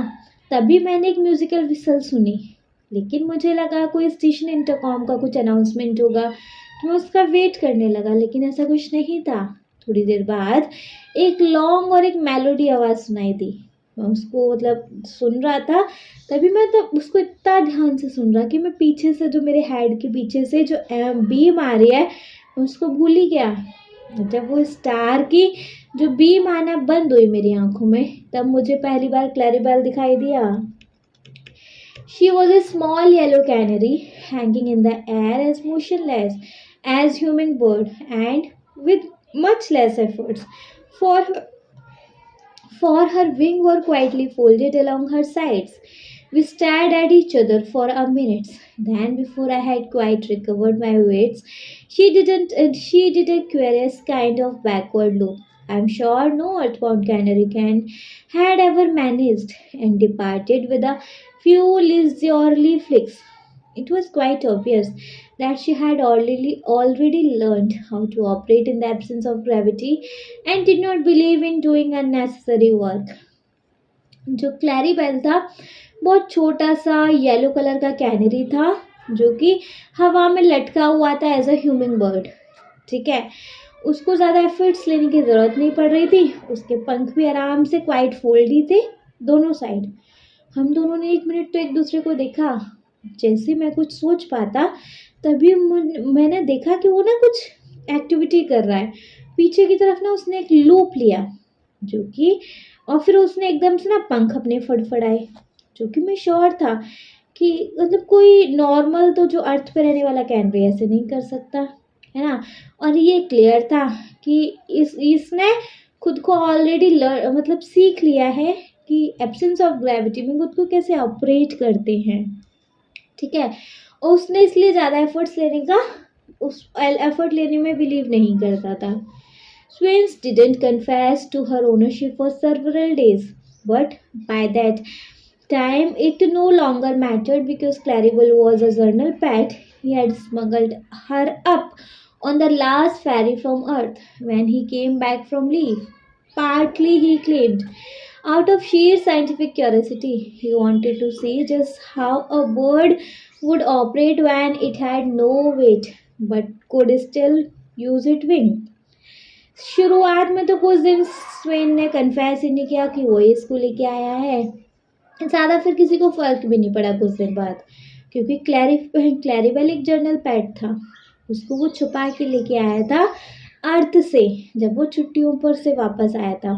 उसने थोड़ा बहुत अभी क्लेम्ड करने स्टार्ट किया। वो ये देखना चाहता था कि बर्ड्स कैसे ऑपरेट करते हैं जब उनमें वेट नहीं होता और वो अपने विंग्स को कैसे यूज़ करते हैं स्पेस में। नेक्स्ट है, Claribel thrived and grew fat. On the whole, we had little trouble concealing our guests when VIPs from Earth came visiting. A space station has more hiding place than you can count. The only problem was Claribel got rather noisy when she was upset, and we sometimes had to think fast to explain the curious peeps and whistles that came from ventilating shaft and storage bulkhead.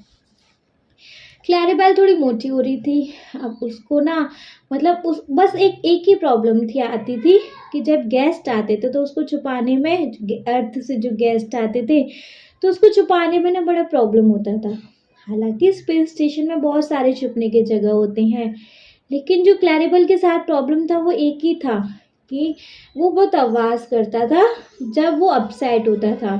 ठीक है, और कभी कभी तो ना बहुत जल्दी से एक्सप्लेन करने का हमें सोचना पड़ता था, क्योंकि वेंटिलेशन स्टाफ और स्टोरेज बल्क हेड से ना आवाज़ ही ऐसी आती थी, सीटीदार आवाज़, वो पीप्स आती थी, तो हमें क्या एक्सप्लेन करना वो कभी कभी तो जल्दी से सोचना पड़ता था। There was a couple of narrow escapes, but then who would dream of looking for a canary in space station? कभी कभी तो हम बाल बाल बच जाते, लेकिन फिर कौन सोचेगा कि कैनरी भी एक स्पेस स्टेशन में हो सकता है। ठीक है जी, इसके साथ फर्स्ट पार्ट ओवर हो जाता है। सेकंड पार्ट है, we were now on 12-hour watches, which was not as bad as it sound, since you need little sleeps in space. Though of course, there is no day and night when you are floating in permanent sunlight. It was still convenient to stick to the term. Certainly, when I woke up that morning, it felt like 6 a.m. on Earth. I had a nagging headache and vague memory of fitful disturbed dreams. It took me ages to undo my bunk strap, and I was still only half awake when I joined the remainder of duty crew in the mess. Breakfast was unusually quiet, and there was one seat vacant. इस paragraph में क्या है, देखो, हमें अब क्या 12 घंटे की कंटिन्यूस ड्यूटी मिली, जो कि सुनने में जितना मतलब बुरी लग रही हो उतनी थी नहीं, क्योंकि स्पेस में सिर्फ थोड़े से सोने की ज़रूरत होती थी, क्योंकि वहाँ पर ना दिन होता था ना रात, हमेशा सनलाइट रहती थी, है ना, इसलिए अपने टर्म पर स्टिक रहना कन्वीनियंट था। एक दिन क्या हुआ कि मैं ना एक सुबह उठा तो मुझे क्या लगा, नरेटर कह रहा है कि ना धरती पर 6 बज रहे हैं। उस दिन ना मेरे सर में बहुत कंटिन्यूस पेन हो रहा था, मतलब टूटे फूटे टाइप ऐसे सपने से देख रहा था। मैंने अपना बंक स्ट्रैप हटाया और मैं उस टाइम आधा ही जगह था जब मुझे अपने क्रू को ज्वाइन करना था मेस में, कैंटीन में।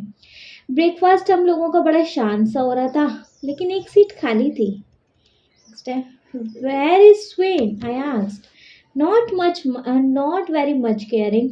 Swain कहाँ है? मैंने पूछा. He is looking for Claribel, someone answered.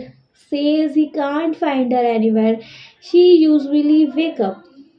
वो क्लैरिबेल को ढूंढ रहा है, किसने आंसर किया, उसको वो कहीं नहीं मिल रही। बेसिकली यूजुअली क्या होता था कि क्लैरिबेल स्वेन को जगाती थी। ठीक है, next, before I could retort that she usually wake me up too, Swains came in through the doorway and we could see at once that something was wrong. He slowly opened his hand and there lay a tiny bundle of yellow feather with 2 clenched claws sticking pathetically up into the air. मतलब जैसे ही मैं पहले बोल पाता कि वो तो मुझे भी उठाती है, उससे पहले ही स्वेन आया और उसको देखते ही लग रहा था कि कुछ गड़बड़ है। उसने अपने धीरे से हाथ खोले और हाथ में तो छोटा सा येलो पंखों का गुच्छा था, उसके पंजे पीछे की तरफ थे, मतलब वो क्लैरिबेल ही था। What happened? We asked all distressed. हम लोगों ने एकदम से पूछा क्या हुआ, तो I don't know, sad Swain mournfully. I just found her like this. मुझे नहीं पता क्या हुआ, उसने दुखी होकर कहा स्वेन ने, मुझे तो ऐसी मिली है। Let's have a look at her, said Jock Duncan, our cook, doctor, dietitian. We all waited in her silence while he held Claribel against his ear in an attempt to detect any heartbeat. मुझे देखने दो इससे क्या हुआ है, Jacques Duncan ने कहा, जो कि हमारे कुक भी हैं, डॉक्टर भी हैं, डाइटिशियन भी हैं। हम सब शांति से उस तब इंतज़ार कर रहे थे, क्योंकि डॉक्टर मतलब वो जो हमारे जॉक डनकिन थे वो उसके हार्ट बीट डिटेक्ट कर रहे थे। Presently, he shook his head. I can't hear anything, but that doesn't prove she's sad. I have never listened to the canary's heart, he added rather apologetically. उसने उन्होंने एकदम से सर हिलाया. मुझे कुछ नहीं सुनाई दे रहा, लेकिन इसका मतलब ये नहीं कि ये मर गई है. एक्चुअली मैंने कभी कैनरीज का हर्ट नहीं सुना, सो मुझे नहीं पता. Give her a shot of oxygen, suggested somebody pointing to the green banded emergency cylinder in its recess beside the door. Everyone agreed that this was an excellent idea, and Claribel was tucked snugly into a face mask that was large enough to serve as a complete oxygen tent for her. किसी ने suggestion दिया कि इसको ना oxygen दो क्लैरिबेल को, जो कि पॉइंटेड करते कहा, इशारा करते हुए कहा, जो कि इमरजेंसी सिलेंडर डोर के पीछे रखा हुआ है. सब इस बात पे राजी हो गए. सबने कहा बड़ा ब्रिलियंट आइडिया है. क्लैरिबेल को एक्चुअली वो जो फेस मास्क जैसे उसके पास लेके आए, वो तो बहुत बड़ा था, जो कि कंप्लीट ऑक्सीजन टेंट का काम कर रहा था उसके लिए. नेक्स्ट है, to our delighted surprise, she revived at once. Beaming broadly, she removed the marks and she hooked on his finger. She gave her series of come to the cookhouse boys thrills and promptly killed over again. क्या हुआ? एकदम से खुशी की बात कि उसको एक बार होश आया. स्वेन ने उसका मास्क हटाया और वो उसकी उंगली पर आके बैठ गई. और फिर एकदम से वो वापस से दोबारा बेहोश हो गई. I don't get it, lamented Sven. What's wrong with her, she is never done this before.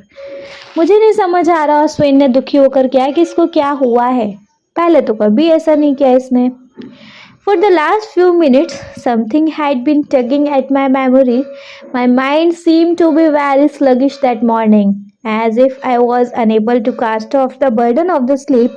I felt that I could do with some of that oxygen, but before I could reach the mask, understanding exploded in my brain.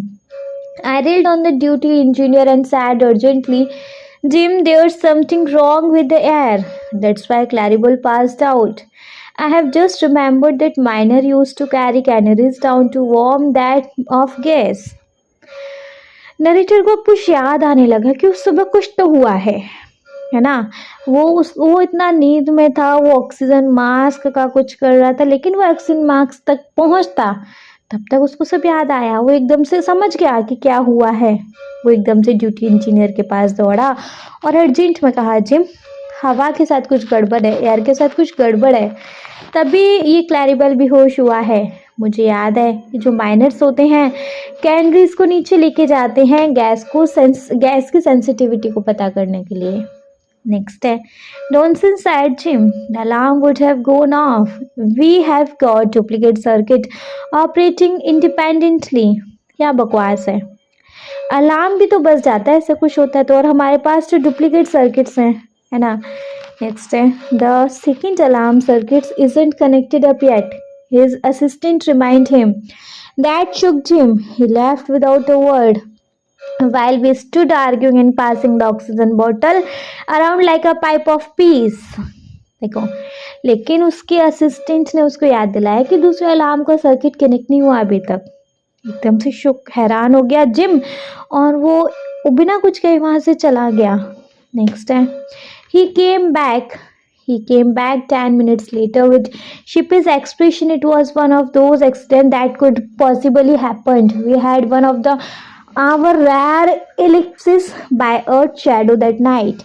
Part of the air purifier had frozen up and the single alarm in the circuit had failed to go off. $500,000 worth of chemical and electronic engineer had let us down completely. Without Claribel, we should soon have to slightly dead. 10 minute बाद gym लौटा और बड़े embarrassed शर्मिंदगी के साथ कि आज मतलब जो हुआ नहीं होना था. ये इसलिए हुआ क्योंकि अर्थ की जो छाया थी वो हम पर ग्रहण की तरह आई थी उस रात, और जो एयर प्योरीफायर था उसका एक पार्ट जम गया, जिसकी वजह से सिंगल जो अलार्म था वो भी फेल्ड हो गया. $500,000 का जो केमिकल और इलेक्ट्रॉनिक इंजीनियरिंग थी वो तो फेल हो गई. बिना क्लैरिबल के आज शायद हम बहुत जल्दी मर जाते।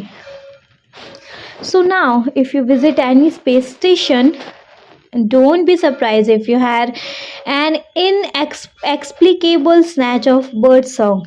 There's no need to be alarmed. On the contrary, in fact, it will mean that you are being doubling safeguard and practically no extra expenses. इसलिए अब से अगर आप इस स्टेशन में विजिट करते हो तो सरप्राइज मत होना अगर आपको ऐसी अनएक्सप्लेनेबल आवाज़ सुनाई दी किसी बर्ड के गाने की, क्योंकि ज़रूरत नहीं है अलार्म की। अगर ये बर्ड यहाँ पर है, बर्ड हमारे लिए डबल प्रोटेक्शन का काम करती है और प्रैक्टिकली कहें तो कोई खर्चा भी नहीं है इसका, है ना। तो बच्चे ये था हमारे इस चैप्टर के एक्सप्लेनेशन। इसके लेटेस्ट डिस्कस जो पार्ट 1 के रह गए थे उनको अब हम एक्सरसाइज वीडियो में ही कराएंगे, स्टार्टिंग में ही करा देंगे, ठीक है जी। इसके साथ हो गया बच्चे चैप्टर का दी एंड, मतलब चैप्टर के एक्सप्लेनेशन का दी एंड। आई होप ये एक्सप्लेनेशन आपको अच्छे से क्लियर हो गया होगा। स्टिल अगर कोई डाउट होता है तो कमेंट सेक्शन है ही, कमेंट सेक्शन में कमेंट करके पूछ लीजिएगा। कोई डाउट नहीं है तो बच्चे आप इस वीडियो को एक लाइक करेंगे, चैनल को सब्सक्राइब तो ज़रूर ही करेंगे और आपके जिन फ्रेंड्स के लिए ये वीडियो हेल्पफुल रहेगा उनको इस वीडियो को उठा के शेयर कर देंगे आप। Okay, thank you so much.